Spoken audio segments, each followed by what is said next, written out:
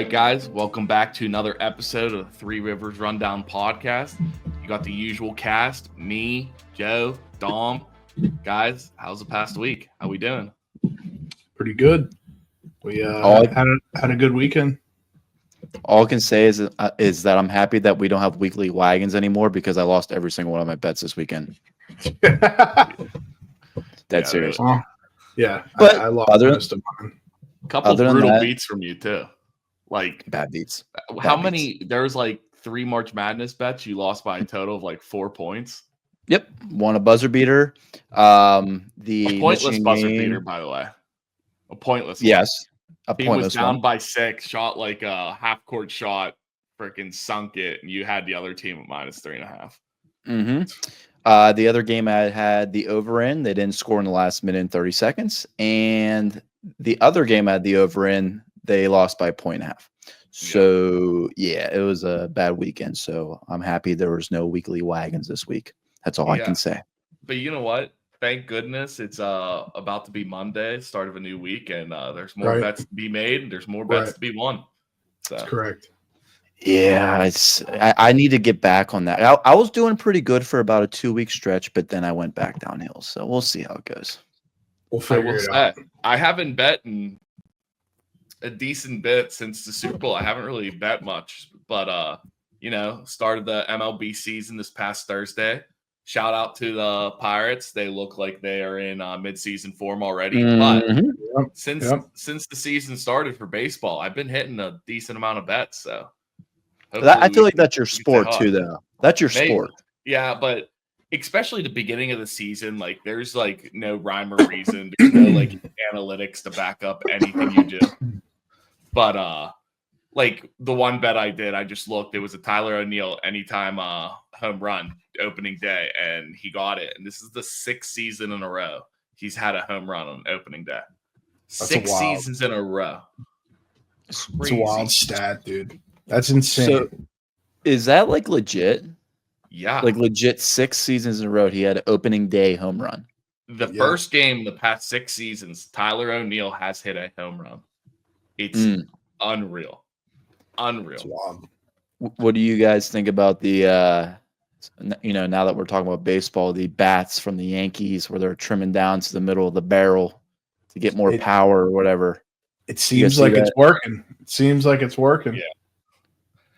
I'm intrigued though because the bats, like everyone like, oh, they bring out the bats in the first game they do it. They like tied the MLB record for most home runs in a game, but only 3 players use that bat.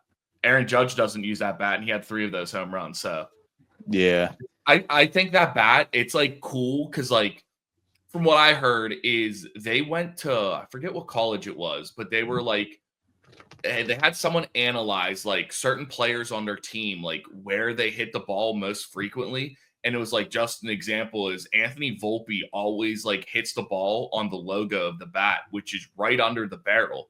So instead, they just moved the barrel down a little and made the tip of the bat a little bit smaller. And then vice versa, Jazz Chisholm's using it because he hits the ball on the tip of the bat a lot of the times. And it's like a weak like hit ball. So they're doing it for him. So hopefully like he's like fouling those pitches off instead of just like hitting a dinker, which, I mean, granted, they had to have like talked to the MLB about the rules and everything. And like they have to be legal bats. So I think it's cool. I think it was somebody from MIT. Dead serious. MIT? Yeah, that makes sense. Yeah. And he works for like, I don't even think it was the Yankees organization. I don't know. I was reading about it. It confused me, but he was from MIT. I don't know if he's some sort of coach or whatever he is, but he's definitely from MIT. Yeah. Okay. I think it's like kind of crazy to think about stuff like that. It's like, if I would have asked you like 2 years ago, it's like, what could baseball do differently to like improve their equipment? Like, it seems like we're almost at the point where it's like, yeah, equipment's pretty like optimal. Like you can't really make it better. And then boom, they come out with this. And the first time they use it, all 3 guys that were using the bat hit home runs. So it's like, it's kind of crazy. That's like every league, every like professional sports league. You see different little things every year. And you're like, how can it change? How can they make it like any better than it is at the, current state? And then they implement these little things that like, Now I'm sure there's going to be some teams next year that have these bats. Like, there's going to be multiple teams. It's just snowflakes down the line. I feel like baseball's a little bit different though, because like for most sports, it's like basketball. It's like really like what equipment can they create for a basketball player to make them better at the sport? And there's like nothing. Like I think maybe there's like insoles like that I've seen on like Instagram and stuff that help you jump a tiny bit higher, or like a shoe, but those are banned. Those are banned in the NBA. You're not allowed to use them. So it's like they don't really have equipment. Football, it's like all their equipment besides maybe like gloves, like nothing's making them better. It's just like protecting them more. But it's like baseball. I feel like you've just seen it. Like it's been kind of the same thing since maybe like the switch of like the gloves like they use in fielding. Besides that, like nothing's made a major change in baseball. And I feel like this is kind of like, wait a minute. Like, yeah, as far as equipment goes, for sure. Yeah. Like baseball is like individual. Like, everyone has their own bat. So like you can kind of tweak it to your liking or, your strengths. Whereas like other sports, you really can't. Like, I mean, in football, maybe your face mask. Like, yeah, but that's not going to improve the way you play. Right. Exactly. Like that's the perfect example is like how you said you could tweak how you play. It's literally Anthony Volpe. He would hit most of his like hard hit balls were on the logo, which isn't even like the sweet spot of the barrel. So they slid that barrel down, and all of a sudden he's just smashing. Like he's smashing when he hits it now. They're not like weaker hit balls that he's doing. So it's interesting to see what they're doing. So how's that work? Is the bat like a certain size? Like, does it have to be a certain size, certain weight? I'm assuming that's how it works, obviously. I think it has to be 3 ounces lighter than like what the size of the bat is. So it drops at minimum. Yeah. Or at most. It can be no more than 3 ounces lighter than the length of the bat. So say there's guys that swing even like even a +1, I'm sure there's people. Yeah.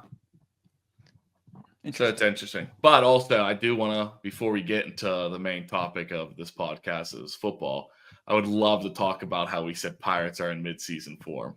I mean, 3 or 4 games now we've played. Every single game has come down to the 9th inning or later. Game 1, we lose, walk-off hit against us. Paul Skeens pitched a great game. Absolutely no hitting behind him. Bullpen comes in, blows the game. David Bednar blows the save. Boom, we lose. Second game rolls around. Mitch Keller pitches a great game. Bullpen comes in, doesn't really ruin it. We get to the 9th, and then David Bednar comes in and gives up 2 runs. So we won by 1. So we did squeeze that one out. Yesterday, we have I think it was 12 innings. And real quick, I just want to say on this podcast, shout out Joey Wentz. He was a left-handed relief pitcher for the Bucks. I think he was a Tiger, and they like cut him, and Pirates picked him up. He pitched phenomenally yesterday, like great. And then we got absolutely no hits. I personally think, I haven't seen anything online about this, but I think our third base coach should be absolutely ashamed of himself. Where in the 12th inning, Brian Reynolds hits an absolute rope to the right fielder, and he sends him home. When we could have a guy on first and third with no outs. Like, that doesn't seem like, why are we risking that? It's not like there's 2 outs and you're like, all right, you got to risk this. Like, all you need, you hit a ground ball double play. Next at bat, we score a run. So I think the third base coach kind of blew that game also. But then today, David Bednar, another game, another blown game. It's insane. Yeah. He's got to figure it out, or he's got to be like, I hate to say it, he's got to get out of town. I mean, I don't even know if he necessarily needs to get out of town. It's hard to say. He just can't be the closer right now. Put him at like mid relief or like a setup man or something, but he's done like nothing to show he's still a closer. 2 years ago, phenomenal. Last year, horrible. I think so. This was before our second game where he gave up 2 more runs. It was in his past like 25 appearances. He has like an 8 ERA, and in 22 innings has given up 19 runs as a closer. Like, yeah. Wow. And since that being said, that day when I saw that stat, he gave up 2 runs in the 9th, and then today he gave up another one. So it's like he probably has more runs given up than innings pitched in his past. What would it be now? 27 appearances? Yeah, he's been really struggling. And you think like, you're like he's got to turn the corner at some point. He's got to turn the corner. But it's been over a season, and it's just the same shit. I mean, I'm not saying that he can't have success in this league again, but I don't know that it's going to be here. I don't know. So you guys know more baseball than me, so I don't know everything. But was Chapman a closer, or was he a relief pitcher? The lefty, the 99, 100 miles. Yeah, the lefty. Relief for us, but he had some closes too. He was a closer like his whole entire career, but now he's a little bit older, so he moved into more of a setup man, gets some closes every once in a while. He is the closer for the Red Sox, though. Yeah, but I don't see why we got rid of him. My question is because we don't sign people. We signed Bednar, and correct me if I'm wrong, but to like a $5 million deal, right? Probably. Something along that. I can't remember. And Chapman was, I believe, 10, right? Yeah. So obviously Bednar's done nothing over the last 2 years. Why didn't we just risk the extra $5 million and keep Chapman and got rid of Bednar? Because that's $5 million that Bob Nutting would have to put on somebody. Well, at some point, you just got to take a risk. I mean, that's just the reality of it is. Listen, he's fine with it. We could go 162. Doesn't matter. He makes his money. He doesn't care about the team. I mean, dude, Bednar stinks. I don't know a lot of baseball, but every time I watch it, he loses the game for us. I'm not even kidding. Yeah. Every single time I watch him. I think Bednar's not even bad. Like, I think 2 years ago, he was one of the best closers in the league. I think something happened to him mentally, and it's just screwed with him. And he's has the yips almost. The yips, yeah. He just can't get out of it. Like, I think I was talking to the Exterminator about this, and it was like, I was excited to see Bednar come in this season and turn over a new leaf and everything. And his very first batter this season, dude absolutely ropes one into the outfield. Good hit. 100% should have been a catch from every other starting center fielder in the MLB catches that ball except O'Neal Cruz. And he looked like a lost puppy out there. Gives up a triple. Right there, his confidence gone. That's it. They had to walk the next guy. The dude stole second, and then the next guy hit into right field. But it's like, you come in, you just had a horrible season. You come out and get the first out. That's way different confidence than if you were to give up a triple in your first start back and be like, shit, no, maybe I didn't get better. I didn't fix what I was looking for. You know what I mean? So it's stuff like that. It's they didn't help him, and now I think it's just back to that mental thing. Because you could see as soon as he blew the save, he came into the dugout, went straight into the clubhouse. He was gone instantly. In baseball teams, they usually only carry one closer, right? We don't have another option. So closer is a very loose term. It's just a relief pitcher. So any relief pitcher could be a closer. They're just called the closer because they're the guy that usually closes it up. Yeah, they have the ice in their veins. So he's considered a relief pitcher then. He's not even considered a closer. Just called a relief pitcher. There's no technical position called closer. Every closer is a relief pitcher. It's just a spot in the lineup. Yeah. Gotcha. Just like the guy. So usually you have long relief, middle relief, and then you have a setup man and a closer. And the setup man's meant to be okay, in the eighth inning, if you need a guy to pitch in the eighth, you put in your setup man, and then ninth, you bring in your closer. But it's not that's a set position.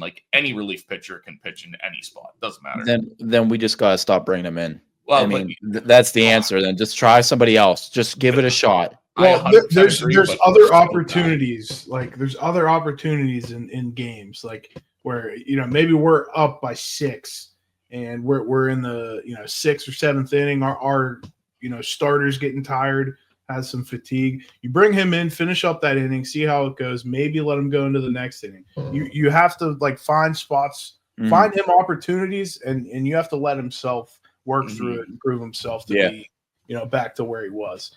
So I mean, but in the state that our bullpen's in, I don't know that we have much better. The only relief pitcher I've seen pitch for us so far this year that I was like, you know what, that dude was pretty solid, was Joey Wentz, and that was yesterday. There we go. I like Majinski too. Yeah. But David Bednar's horrible. I hate Colin Holderman 10 times more than I hate David Bednar. It's because Bednar's from Pittsburgh. Not even that. It's just Bednar will blow a save, and it's okay, that, he probably should have saved that. But it's he gave up maybe 1 run, maybe 2 runs, or he comes in with a guy already on base and blows it. Colin Holderman will come into the game, we'll be up by 4, and he'll give up 3 runs in 1 inning. It's like he's horrible. That's why I hate him. It's like David Bednar. You want to hate him more because it's in the big moments, and like obviously you want the better closer to close out the big moments. But Colin Holderman, he doesn't get enough hate because he just does it in like earlier in the game where it's like, oh, well, we can come back from this, or like maybe we do make a comeback or something, so you kind of forget about it. And David Bednar's ended the game, and that's the last thing you remember of that game. So, yeah, for sure. I need to get into baseball more. I mean, I watch a little bit, but yeah, we can get into the draft show, whatever. Real quick, I want to say, because how you said you want to get back into baseball, this is kind of like a funny story to tell on the pod about. I used to be a diehard baseball guy. Like baseball was my sport. Like during the baseball season, like we're in middle school, and as soon as we have, or high school, we have our computer class. I'm on the computer class, just staring at stats, seeing like who's leading in what, like what their averages are. Like massive baseball guy, loved it, loved fantasy baseball. Go to college, and so we were talking about how David Bednar had the yips. I got the yips in college. I played football and baseball, so I missed like the fall like workouts and everything. So all the new freshmen got to meet the coach, meet the team and stuff. I didn't.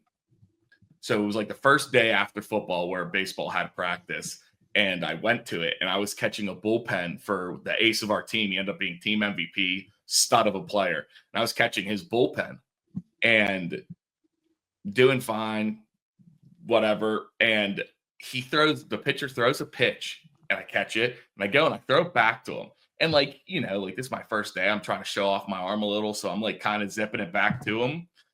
So I throw it to him. And right when I threw it to him, somebody called his name. So he kind of like turned to like look as he was going to catch it. Well, he misjudged it a little, and it went like between his head and between his glove and drilled our head coach. he starts. Did he deserve it a little bit? I hated that, man. Okay, we're good. You're good. You're good. I'm so happy that happened to him. So he starts cussing me out, freaking out and everything. And then like the whole team's now is like eyes on me. Like all the freshmen, like I kind of knew because a couple of them did play football with me also. But so it's like everyone's staring at me. Now I'm getting nervous throwing back to them. Well, it got to the point where I got the yips. We'd be at practice. If we're doing like a throw down the second, I'll throw a dot right on the money. If I have to throw back to the pitcher, dude, I'm sailing it over to pitcher's head. I'm one bouncing it to him. Dude, it got to the point where it was so bad. We were on our like spring training trip in Florida. I was catching bullpens, and a PO had to come and stand next to me as I was catching, because I'd catch it, hand it to him, and he'd throw it back to the pitcher because I physically could not throw it to a pitcher because it was like so bad. That's where it's like kind of comes from, where I think Bednar's a mental game. It's like baseball is so mental, and if there's one 100%. Thing you question, dude, everything goes off. So that screwed me for a full season. I'll never forget this guy. It was like the season went by. I figured out my yips, but like at that point, the coach hated me. There was no chance I was playing. And at the end of the season, we had like an end of the season dinner, and my mom came up for it. And like afterwards, as I'm standing there with my mom, this guy walks up to me, looks me dead in my eyes with my mom standing right here. He goes, "You're the worst baseball player I've ever coached in my life." Turned around and walked away. Is that the head coach? The head coach. Yeah. And he was dead serious. Yeah. And so kind of like tying this all back in now, it's totally disrespectful. Because of that, it went from baseball being like my favorite sport. I love the numbers. From that point on, from after my freshman year until last year, I didn't watch a single baseball game. I hated baseball. Like when baseball was on, I purposely would avoid doing anything for it. And then last year, Joe was like, "Hey, co-manage a baseball team with me for fantasy." And I was like, I don't know, Joe. I don't like fantasy baseball. And he goes, "Well, that's why you're co-managing. Like, just kind of help me out." And I was like, "Okay." And last year I got back into it. Now I'm back with. Well, that makes me happy. Yeah. So turn a bad story good. We won it last year. The year before, I came in second. I'm like, I need something to push me across the finish line. He's a great co-manager everywhere. I brought Steph in, and and he revitalized our pitching staff. I'll say that was a big part of why we won. I ask this question every year, every single year. Can he do it himself? Can he do it himself? Do we know that answer? I think. Will we ever find that out? Here's the thing. We don't know. I think he could. Thank you. We don't know though. That's why it's a big question. That's right. We don't know. At the end of the day, there's two things we do know. If Stephen has another co-owner with him, that team will be good. If Dom is alone, the team will be bad. That's two things you can guarantee on. The comeback is coming. That's what you said last year. It's coming. Just wait. I don't know when it's going to be, but it's coming. But all right, that's the great way to segue into the draft now. But today we got Dolphins and Colts to go over the team needs. Dolphins on NFL.com, it says they need O-line, D-line, safety, corner, tight end. And Colts need tight end, O-line, linebacker, edge, running back. Okay. Here we go.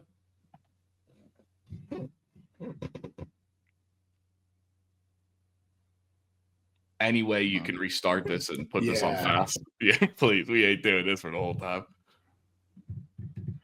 Got to put fast. All right. Here we go. That's on me. Thank you. Boom. Thank you. As long as you blame yourself, we're good. No, it wasn't me. Except. No. We might accept it. Wait, all right. Dolphins, it looks like O-line, D-line as their 1 and 2. Yeah. Safety, corner, tight end. I don't think they take a tight end because I think tight end Tyler Warren goes to the Colts with the next pick, personally. They got Johnny Smith, too. Yeah. It does say they need a safety as their number 3 need. Go best available, Malachi. Do they need a linebacker? No. It says O-line, D-line, safety, corner, tight end. Okay. I don't understand why Starks is so high. This dude's a freak show. Look, his RAS is 10 out of 10. What's that mean? I don't know how it's calculated. Is that ranking among safeties? Is that what that means? Or is that like No. It's like a player rating, basically. Oh, okay. It's like some sort of calculation or algorithm. And Starks is a 5.2. It said that dude could play linebacker too. Dude, he could probably play DN if you ask him to. He's probably like 220. This draft Isaiah Simmons. It's like literally Isaiah Simmons when he was coming out.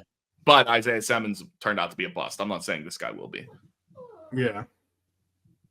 All right. What did we say? Just give him the safety, Malachi. Yeah, I'm cool with Malachi as well. I love Tyler Warren here. Yeah, I think they'd be foolish not to take him there. Yeah. Dallas Clark. Is he back? Yeah, could be. He's better than Dallas Clark. All right, here we go. Looks like an interior line, right? Linebacker and edge, you said? Yeah.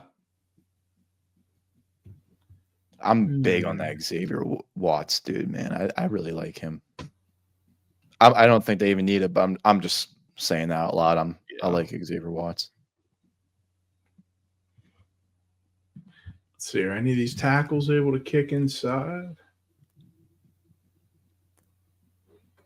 So it says, well, they need a tackle too. It says they lost both their tackles in the draft or in free agency, and they need a starting right guard. So, okay, pretty much just tackle. Give him a tackle. Should we go to Minnesota, dude? Yeah, I like him 6'6". I'm cool with it. He's good. All right, let's see. We went safety to start. So look, seems like an O-line, D-line here situation again. Maybe. Honestly, we might go tackle with them also because it's saying Armstead might retire.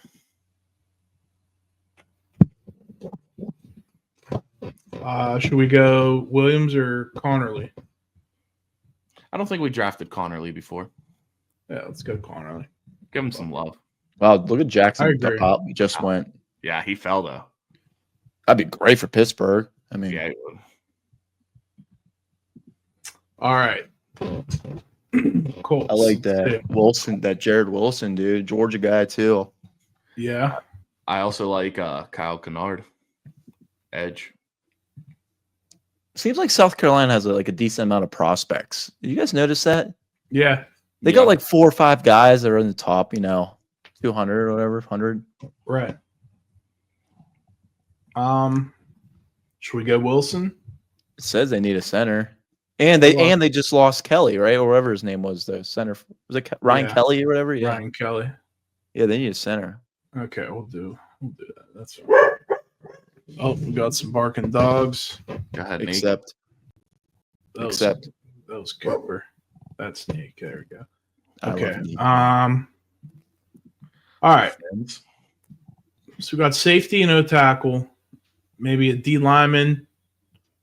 I just don't think we can't take Sanders and Collins because I swore we've taken them legit 6 times. We haven't. I don't think we've taken Sanders. Yeah, maybe one time. Oh, it does say they need a tight end. And Gunnar Helm. Hey, wait, they have Johnny Smith though. Johnny Smith was dude. He might have been their best player last year. I'm just telling you what it says on NFL. I don't think Scatterbo would be a bad option. Pair him with A-Chain? No. They just drafted Jalen Wright also. They can't take Gonzalez from Keystone Oaks. They can't take 3 running backs with kind of early picks in a row. When was Wright picked? Last year, like the third round? Yeah, he was early. That's wild. Yeah. Okay. Chris Paul Jr. Oh, Chris Paul's son. Yeah, he's in the league now. Wow. Well, not yet. Will be soon. Yeah. Give him Dorian Strong. I like Dorian Strong. I wouldn't mind the Steelers getting him. Dude, he's skinny. 6'1", 185 pounds. Yeah, I mean, dude, I bet Sauce Gardner's like $180. True. Maybe I'm just fat. All right. I mean, we beefed up the Colts offense. We said we need to start protecting Anthony Richardson. Derek Harmon, baby. Daniel Jones. Derek Harmon, here he comes.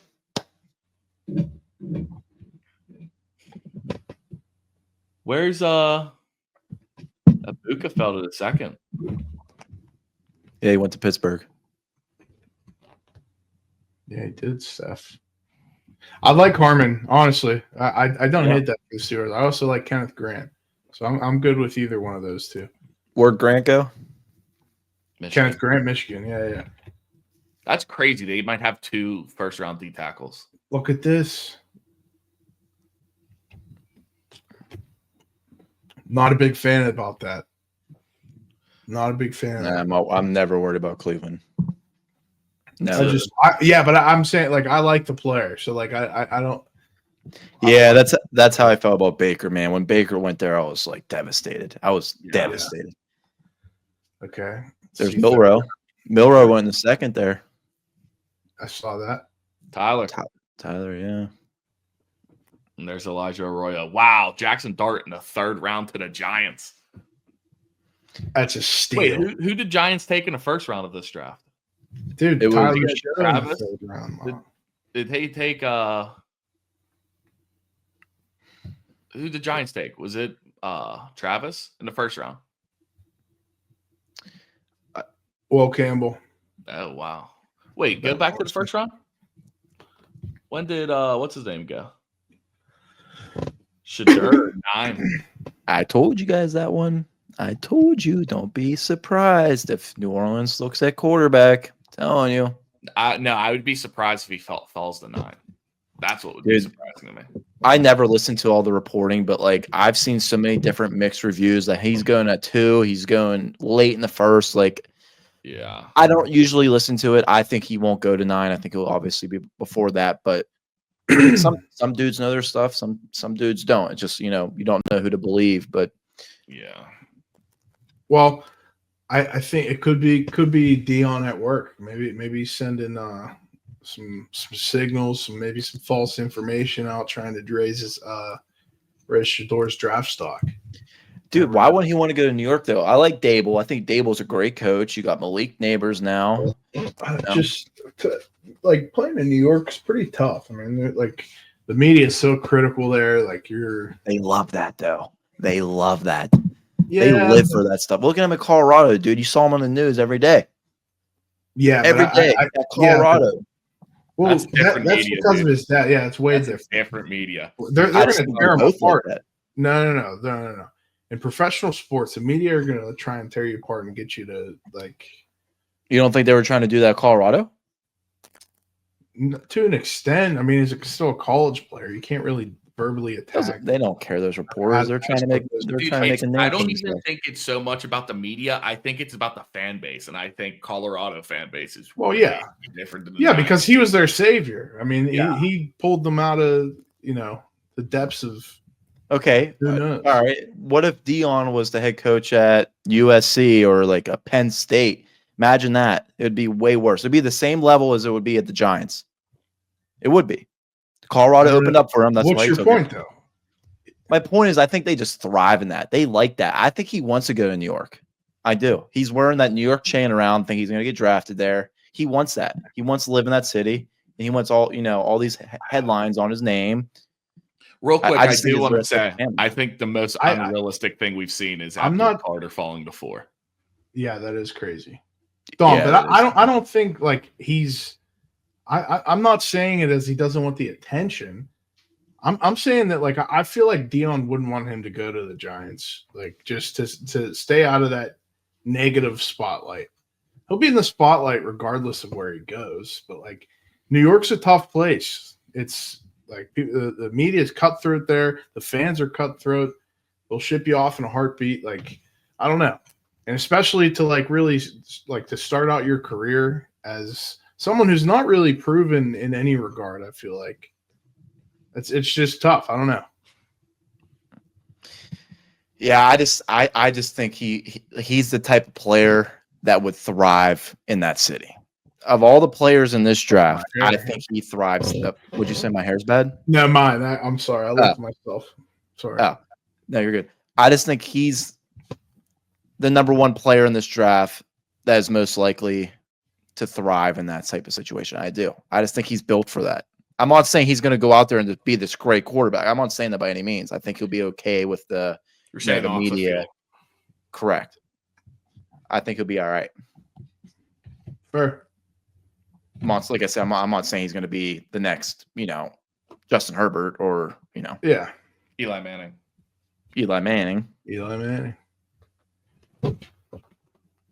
But guys, I'm interested. Have you guys heard any big news that happened in the NFL since then? We could go around just a recap, but just off the top of your head, you guys think of anything? I think Stephon Diggs, did he sign after our last podcast, right? I thought we talked about it, didn't we? I think we did too. Okay. Well, I'll go through this NFL news stuff, but can I give a bold prediction real quick, if you guys care? Go ahead. So I believe Joey's attending as well. Pat McAfee is coming to Pittsburgh. PPG Paints. Sold out crowd. Not a bold prediction. It's been out there. Can I just finish, please? Do you mind? The viewers might not know this, though. Pittsburgh guys might know this, but maybe not all the viewers, Joseph. Joe, you just ruined his whole bet. Yeah. It's like been announced like a month ago. They're gonna do not every one of our viewers are from Pittsburgh. Yeah, they know. If you're not from Pittsburgh, you wouldn't know this. My buddy from Florida knows. From where? Florida. He's the one that brought it up to me. I don't know if I'm buying that, but I'm just going to say my prediction anyways. Spit it out. So, April 9th, Pat McAfee's coming to PPG Paints, live show, and I think that's going to be the day that Aaron Rodgers commits to the Pittsburgh Steelers. I think he's going to come out on stage. He's going to commit? You know what I mean, dude. He's gonna whatever you want to call it. Excuse me, my allergies are bad. Sorry. I'll be honest. The more time that goes by, the less and less I want Rodgers. You just don't like how he's treating this whole thing? Yeah, like I figure it out. Like, I think he's trying to act like he's still like the top guy to sign. It's like got to the point where a lot of teams are just kind of like, we don't even want him. Like, he wanted to get to the Vikings. The Vikings are like, no, we're good. Like, we don't like. It's not like just pick your team, dude. Like, just say what team you want. Don't make a big spectacle. You're not Aaron Rodgers anymore. You used to be Aaron Rodgers. Now it's like freaking Ben playing post-surgery where all he could do was throw screens because his shoulder couldn't throw that far anymore. Not saying him and Aaron, that's what Aaron Rodgers is, but I'm saying it's like you're a shell of your former self. Granted, he could still be in this league and be good, but I think he's trying to act like he's like back-to-back MVP Aaron Rodgers. Like, this is like a monumental thing. Like, the whole NFL should be like watching and intrigued to see where he goes. It's not like that anymore. Pick your team. I agree. I'm curious to see if we do sign him or any team signs him, what his contract would look like. I don't know if he's going to get he's not going to get 40. I've seen that he's like looking in that area. Again, they're just reports. I don't know, but like, I don't see him getting that number. I can see him getting like 30. I can see him getting 30 maybe like 35, 33 or whatever in that area. But if I'm Pittsburgh, I ain't giving him 40. I'd rather just move on, play with Mason Rudolph, draft a guy, and that's it. I love Rodgers. I've always been a huge fan of Rodgers. I hope he comes here. He's one of my favorite players of all time. But it's not worth our organization to offer this dude $40 million when he's 40 years old. He just came, off 2 bad surgeries. So this is how I look at it. I don't really care what his contract is. What I care about is how many years it is. If you're giving him 1 year, give him $40 million if we have the money, because you're not going to be spending it anywhere else at this point. Like, all the big guys are gone. Like, you're not going to be signing anyone that's going to take up a lot of your cap. If he wants $40 million for 1 season, all right, fine. If now we're talking 2 seasons, that can't be anywhere close to that. Can't be. Now if it's affecting how we have to react for next season, you can't do that. If it's like I said, if it's a 1 year deal and he wants $40 million, I don't think that should stop the Steelers from signing him. Whether it's 40 or 18 million, it shouldn't matter because it's 1 year. It's not going to really affect our cap because who else are we going to use that money on? So that's how I look at it. I think the biggest thing is how long the contract is. Now, if we're talking multiple years, I'm 100% with you, Dom. You can't give him $40 million at all. Like, there's no chance you can give him 40 over 2 years. If it's 1 year, I don't care. Give it to him. Yeah. That's the biggest holdup. We have it. Give it. Yeah. I do personally think he's going to come here. I do. And I've saw, again, only reports that we are interested in maybe Kirk Cousins as a backup plan. Like I said, that's just something I read online. It might not be true, but I mean, I look at that as like we're in desperation mode at this point. But then again, our team is in such a, I know we talk about this like every episode, but like we're in a time crunch here, man. Like we're in a win now situation. If we just get a guy, like if we get Rodgers, who looks like he did at the end of the season last year, I think we're okay. I think we can go out there and win a game or 2 in the playoffs. I'm not saying we're going to go to the Super Bowl and beat the Philadelphia Eagles. I'm not saying that, but it would be nice. It gives you a chance. I mean, dude, Rodgers is Rodgers. He's one of the greatest quarterbacks of all time. So, right. Well, I just want to say, I'm sorry, Steph, but like to the Kirk Cousins point, why? Like, you saw him last year. He did not have any zip on the ball because he can't step into it. Why do you not go? Like, I don't understand why not? Why isn't Joe Flacco an option? And why is he still not signed as a backup? I don't know. Look what he did 2 seasons ago in Cleveland. And you can't tell me that Kirk Cousins is going to give you more than what Flacco is, and vice versa. But like, I don't know. Maybe Flacco wants to play. Sorry, Steph. Sorry. You can get Flacco right now without giving up anything, but you'd have to give stuff up for Kirk Cousins. That's the big. Like, I think Kirk is still probably a little bit better than Flacco, but for like the trade off is like you literally don't have to give up anything for Flacco. They might release him because I don't know that there's a big market for trades for Kirk Cousins, and I did read that what like the team came out and said whether like they're going to either try and trade him or they're going to release him. And this was after they paid him the roster bonus, which they're like, we're going to keep him. We're going to pay you your roster bonus, and then, we're going to try and explore some options. So I think we're in that period right now where maybe we'll start to hear a little bit more about Cousins, but it sounds like he's going to be a free agent because I haven't really heard many other teams showing any interest. And Dom, how you kind of said too, how it seems like we're almost like in panic mode now, being like, oh yeah, Kirk Cousins will go for it too. It's I think it was Cam Hayward. Maybe I said this on the last podcast or I was telling somebody else, but he just came out and he goes, yeah, like we're winning now. Like we have to win now. Like you look at the guys around us, like we don't got much longer. Like we got to do it for them. Like, he didn't say his name, but he said people like TJ Watt and like Minka Fitzpatrick. He goes, they're in their primes, like, and we're losing out on that. And it's like, for them, we got to win. Didn't include himself, but he's in that list also. So I think the Steelers are in panic mode. So it's like they want to get like a guy who they think, okay, maybe we have a better chance with him than like starting over and having Mason start for a season. Because they know with Mason, you're not going to win anything. You know what, though? Be okay, but you'd have zero chances of Super Bowl. Say if you get a Kirk Cousins and Aaron Rodgers and somehow they come back to how they used to play, you're a Super Bowl team right there. Super Bowl contending team. Steph, I would agree with you, but like the devil's advocate in me is thinking like you can change all you want this season, it's still going to be the same shit because that's what it's been. But like, I don't know, I don't see us being a Super Bowl team in the next, even honestly, truthfully, within the next 5 years. I know who we have, but I don't see the team adapting to, from year to year, like Tomlin's, it does the same shit. We talk about it all the time. But like, here's the thing, though, is I 100% agree with you because I'm on that same page with you. But we're looking at it as like from the outside view. We're fans and like we're like, okay, we know this is what we need. They're looking at it from the inside. They're like, we think we have the guys. Like we think we're just right. Like they don't think what they have is the problem. They think it's like they just need a couple more pieces. And they have it. So that's their mentality around it. They're not looking at like with the fans. It's like no, it's like we gotta blow this up, have a couple of bad seasons, start over, and be good again. Like they're not looking at it like that. Right, because if they were, they'd be like, "Oh shit, I'm going to be out of a job." They have to believe in like what they've got going on. But like, and you know what? Maybe they'll prove us wrong. Maybe this is the year. Maybe this is finally the year. But like, it's tough. It's tough watching the same shit every year, dude. My question would be like, and I understand draft picks are so valuable in the NBA or in NFL, but like. Whether it's this year or next year, especially since the draft's here next year, why don't we just make a move for the 1 spot or 2 spot? Like, why not? Like, let's just make a move. Like, we're stuck in this period for the last 6 years where we haven't had a quarterback. So, like, let's just make one risk and take an Arch Manning, take a Cam Ward.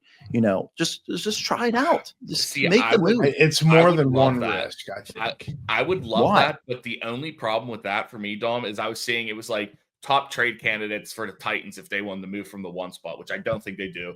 But the Steelers were one of them. And it was this year's first, next year's first, the first after that, and a second-round pick for next year and TJ Watt. And that's just because they're ridiculous. Yeah, it's a lot. But that's because they're going from 21 to 1. And it's like, okay, it's like Cam Ward who could be generational quarterback. When instead, I think, me personally, what I would love to see is the Steelers actually have a bad season. We no longer have that thing lingering over Pittsburgh's head where it's like, oh, Tomlin's winning records intact, but we don't win the playoffs. Like, I want to blow that up. And then say you get like a top 10 pick. Now moving from 10 to 1, way cheaper than moving from 21 to 1.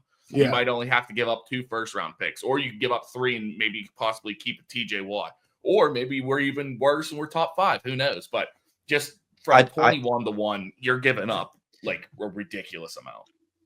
I just think it's such a shame with the team we've had over these past 3 years that we didn't have a quarterback. And after these 3 years, you would think like the organization would be like, guys, like we have the roster. We just need that guy. Like go get that guy. Like Trevor Lawrence was rumored a couple months ago. Go get him then. I don't care what you have. But my point is like we just need a top 15 guy to be able to win that playoff game, win 2 playoff games, whatever it is. But we've been in the same situation over the last 3 years. The same situation. Nothing's happened. Did you notice too? We went from like AB, Le'Veon Bell, and Big Ben, like all in their primes, going crazy. One of the best offenses in the NFL, and we stunk on defense to now completely flipped, and we stink on offense. I mean, shit, we're not the best on defense anymore. But our offense just got a lot better. We have 2 horses now in the receiver position. Yeah. And our offensive line's getting better. We'll see for how long though. Clydesdales, dude. True. Granted, I would love for us to keep both of them, but I could see Pickens getting moved. Yeah. Let me ask you a question. Before the season starts. No, not this year. No. What if you want to move up in the draft? Yeah. If you want Jackson Dart and he's like a couple picks ahead of you, and you're like, all right, what if we trade our first and George Pickens for that pick? I think that's a fucking overpayment, and that's a bad move by the Steelers. But here's the thing: is how are you going to sign him the next year?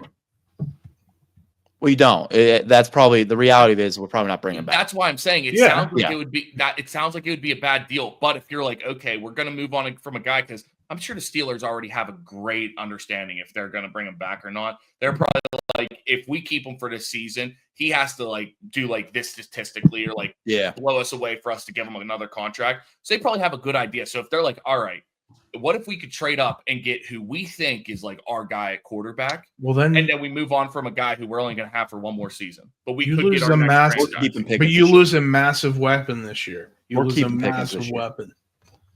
Like, how many receiver duos can you guys name better than R2 right now? Dude, honestly, I don't think there's one. Would you take Jamar Chase and Okay. That's what. Yeah, I'm sorry. What about Waddle and Hill? Okay. Who would you rather have? I would take our guys because I don't think Waddle is who people think he is. I think he's hurt all the time. I like our guys. What about Godwin and Evans? That was the one that was like close, but like Godwin after that injury, I don't know. And Evans kind of old. I might go with our guys. I'm taking Godwin. Listen, a huge part of it depends on who's thrown to them, obviously. Right? Yeah. Like Godwin and Evans have a guy. But safe to say we're top 5. Easy. Top 3, no doubt in my mind. And our defense is what? Top 10, top 12 in the top league? 10. I think 10, you could say, yeah. But I mean, realistically, we should be top 5. We should be. Right. We need different DC. We talk about that all the time. But the talent top 5 easily, no doubt. Yes, that's what I'm saying. No doubt. Yeah. But I would say top 10 to top 12 is I would say so. So, I mean, what's that tell you? We're missing one position. We're literally missing one position. I agree. We're right there. But Dom, you were trying to. I don't think it's the position that hurts us the most. I think it's who's telling the positions what to do. Yeah. Right. I mean, that's another thing. That's another facet to it. But if you're not changing the big corporation, why are you going to change the branch manager? You know what I mean? Yeah. So, but I mean, it definitely does depend who's thrown to them. We got to figure that out. I mean, to give us a chance. Yeah. Like I said, I don't see us winning or making it to a Super Bowl in the next 5 years. A lot could change, but it doesn't. Like we're not giving ourselves a chance. Listen, this could literally change in a year, and us be like, "Oh, dude, I can't believe we got that dude in the 6th round." Yeah, like, he's a key I hope guy. so. Or we could have like a Russell Wilson guy where it's like, oh, he's a 3rd-round quarterback. Yeah, comes in and just lights it up for the Steelers. Now he's our franchise guy. So it's like right now it just seems like there's a lot that we're missing, but it could be fixed. But with that being said, it's also like a diamond in the rough. Doesn't happen often, but there's always a chance. Steph, share my screen again. I honestly really think it could be this guy. The guy that you're talking about. I think it can be him. I like him. Jalen Milroe. I hope it's not Milroe, for the love of God. I don't think it's Milroe. I don't know much about that Tyler guy. So he's tough. Shout out to all 4 1 seeds. They're all in the Final 4. Yeah. When was the last time that happened? About his phone notification? I don't know. It's a great question. I feel like it had to have been kind of recently. I don't know about that. Yeah, you would be surprised. Look it up, Steph. Find out. Yeah. Last time all 4 number 1 seeds in March Madness men's basketball made it to the Final 4.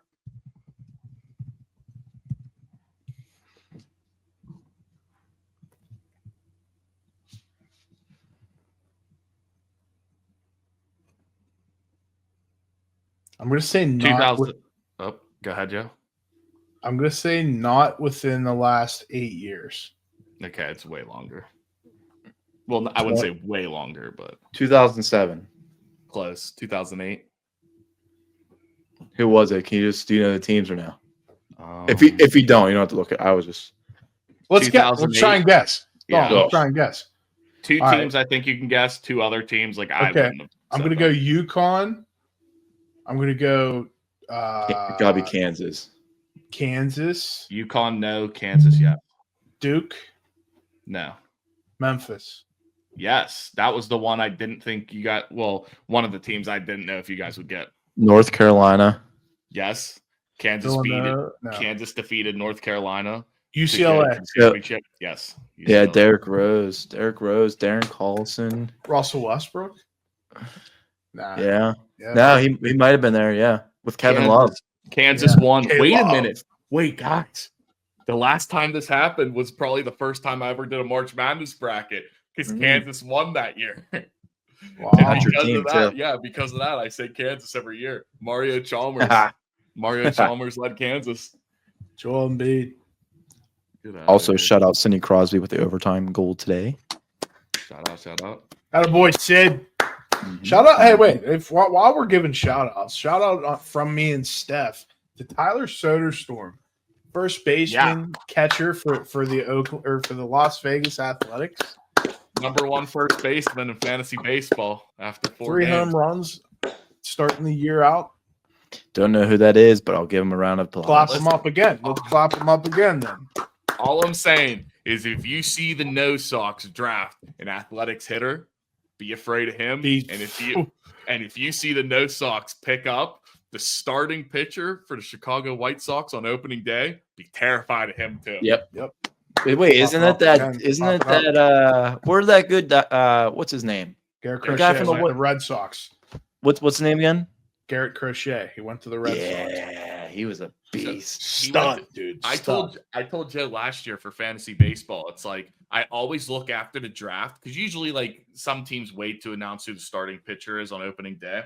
I was like, I always try and find out if there's any starting pitchers on opening day that aren't on a roster. And if there is, I told Joe, I was like, you get them immediately because that means they're the ace on their team. They should at least be rostered. And last year we got Garrett Crochet, and this year, the same exact scenario. Chicago White Sox starting pitcher Sean Burke, 25 years old, opening day, 6 shutout innings. There goes Shawnee Burke. Don't let him get loose. Yeah, so that's exciting. But I'm just looking at recent NFL news. Doesn't look like there's too much. Texans signed Colts linebacker EJ Speed to a 1-year deal. I don't think that's one we're real worried about. I'm pissed you read it. I'm actually mad too. Why are we even talking about that one? I think EJ Speed's a very good linebacker. Here we go. He might be. But this one I think is kind of cool. Bills corner Christian Benford agreed to a 4-year, $76 million extension. Never heard of him. I honestly have never heard of him. He's a big corner. I actually do know him. What's his name? Christian Benford? Yeah. Yeah, no, he doesn't play the NFL. He's not in the league. He just signed a 4-year, $76 million deal. Probably up there in cornerbacks for how they're paid. He is pretty good. I'm not gonna lie, he is. I'm not like trolling. I've never heard of him. He's like a Richard Sherman type. He's a big body and like long and lanky. Here's something I find interesting. This says Brock Purdy attributes the 49ers 2024 downturn from fatigue from playoff runs. He said last year, man, guys were tired.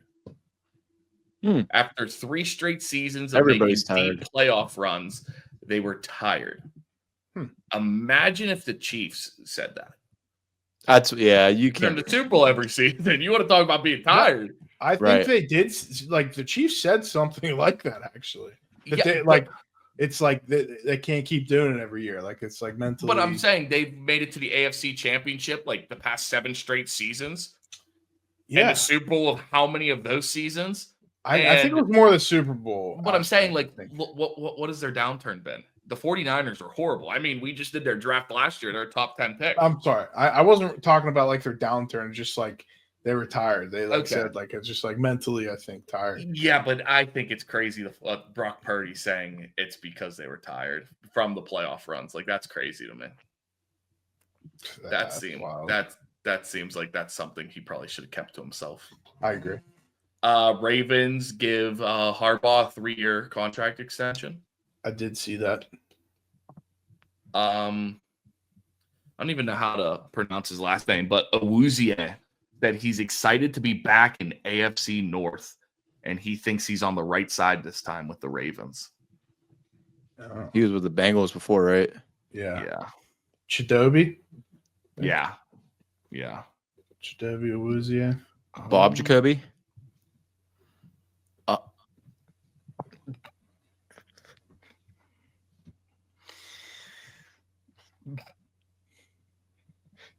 It's Robert Jacoby to you?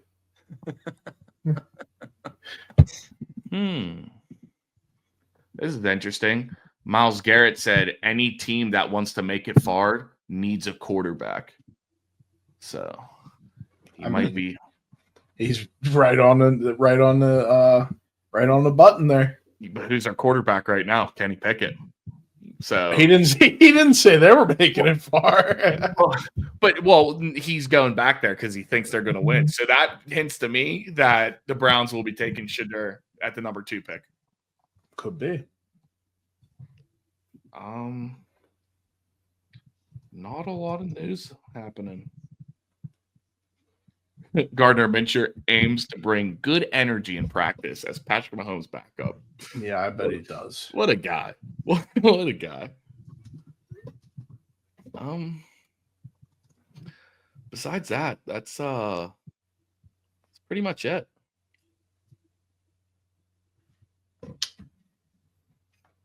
You guys have anything you'd like to say? No, and the only thing I can really say is enjoy this Final Four. It's about to come up. All 4 1 seeds, like I said, so it should be good games. Yeah, I agree. Should be. But all right, guys. With that, make sure you like, comment, subscribe, turn on push notifications, check out our TikTok, check out our Instagram, watch our YouTube shorts. We've been putting them out almost every other day. I think it's pretty good content. Let us know. Give a watch. Shoot a comment. Let us know what you like. Let us know what you don't like. That, ladies and gentlemen, we out of here. Peace. Peace out.